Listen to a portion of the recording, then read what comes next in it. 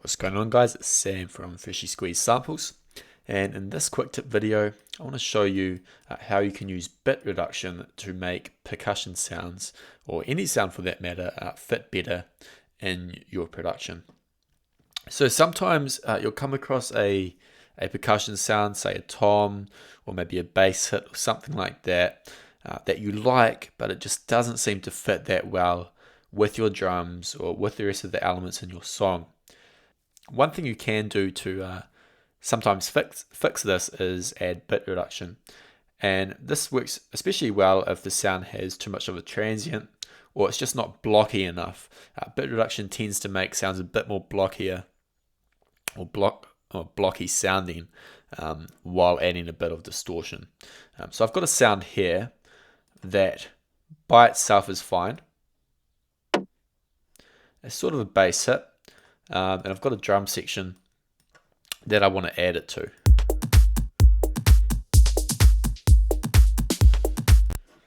Now, I first thought when I added it in that it didn't stand out too much, but it could be better.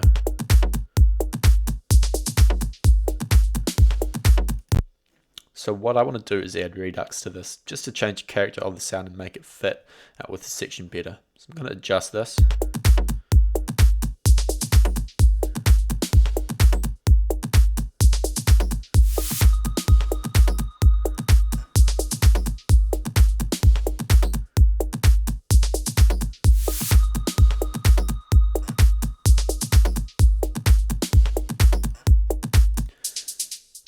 So when adding bit reduction, you kind of have to find that sweet spot.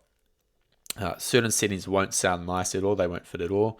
What I like to do personally is go too far and then pull it back like I did then. I went up to 10, it didn't sound nice, so I started pulling it back and found where it worked.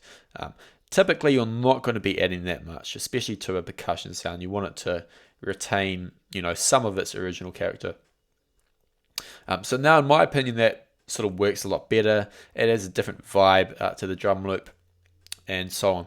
And you can of course do this with more than just those kind of sounds. You can do it with synth sounds or bass sounds that are fitting in the mix and so on. So I hope that made a bit of sense. If you have any questions, leave a comment. Otherwise, have fun producing.